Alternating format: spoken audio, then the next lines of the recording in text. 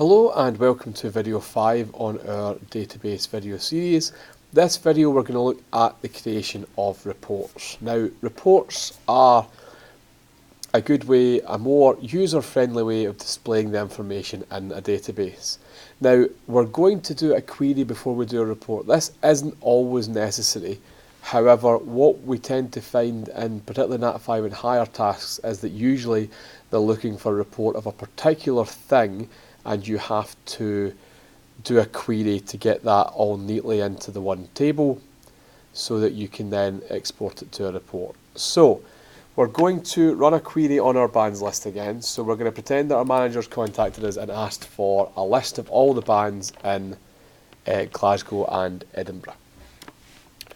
So we're going to go to create, we're going to go to our query wizard, again simple, and we're looking for the bands. So with this sort of thing it will tell you what it wants to show. So we're going to want the bands, we're going to want the price, band members, we're going to need town so that we can filter that, and we're going to get them to show the events, but we don't need the contact number for this particular task. Going to go detailed again,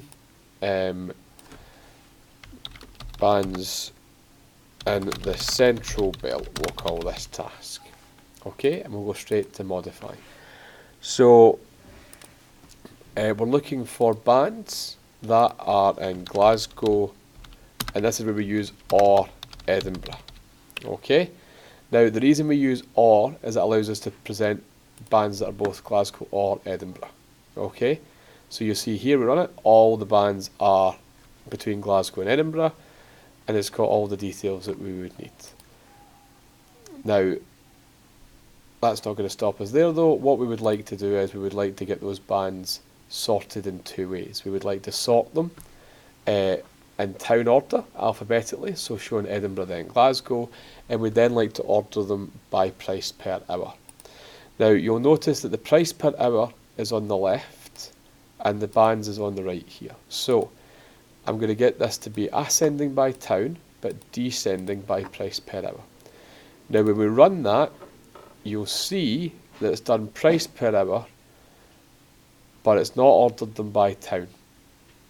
And that's because the databases work left to right. They work linearly left to right.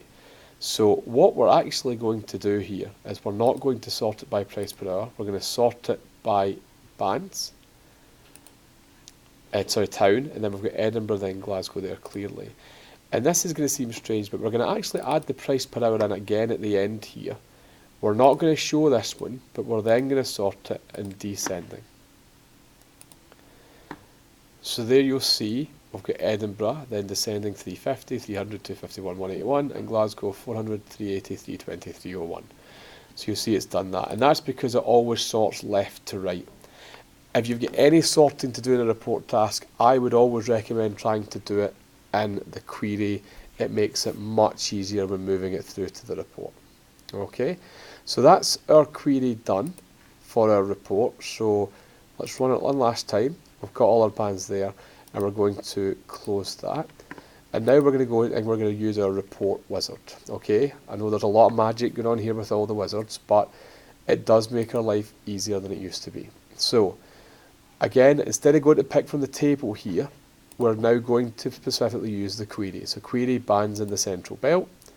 We're going to copy them all across because we want to be able to see everything. We're going to go to next. Okay, now it's good here, if it ever asks you to group things by a particular field, this is where you would do it.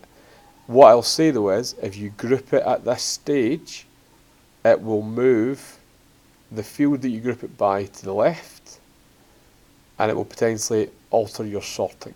So you need to be careful. We're not going to group it by anything in particular at this stage, and we're not going to sort it by anything at this stage either. We're just going to move on through.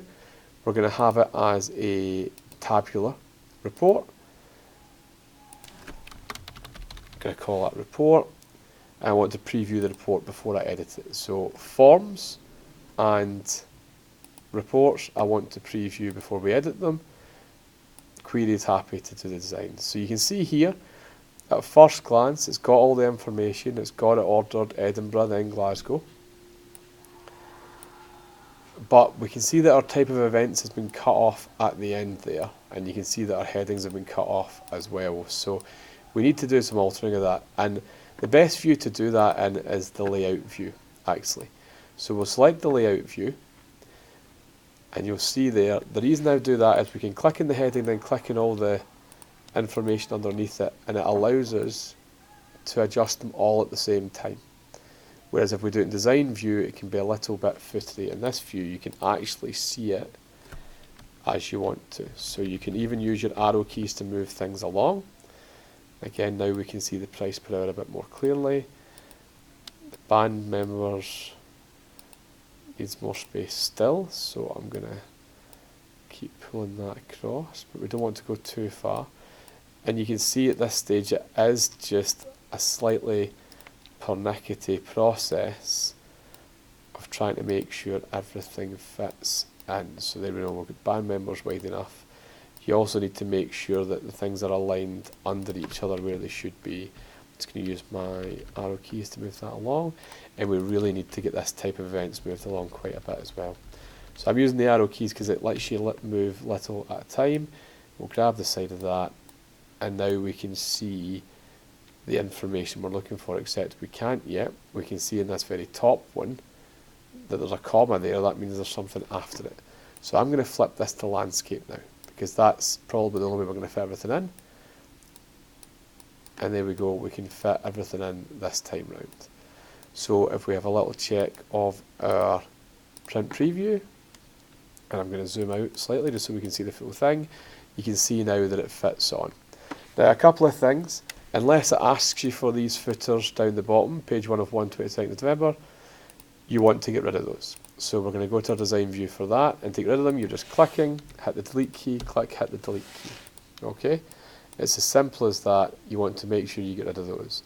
You can add in a picture to the header, as you always would, and generally you will be asked to add a logo in at this stage.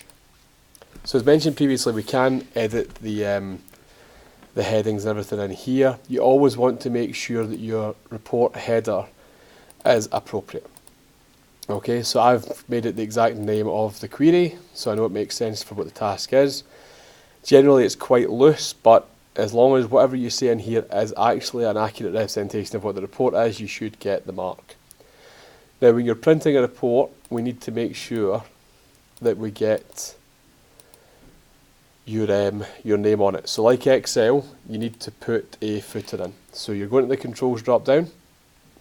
Now you could be misled into thinking that you would insert a text box, because that would make sense. However, it's actually a label that you want to use. So you want to go to your report footer, you want to put your label in, then you want to put your name on the bottom left there. So when we go back to viewing it properly, you'll see your names appear in the bottom left, quite faint, as it does with a header on a Word or Excel task. And that's you. That's it. Good to go. You could insert a logo at the top, and you most likely would be asked to. But that is a report from a query and at a 5 level.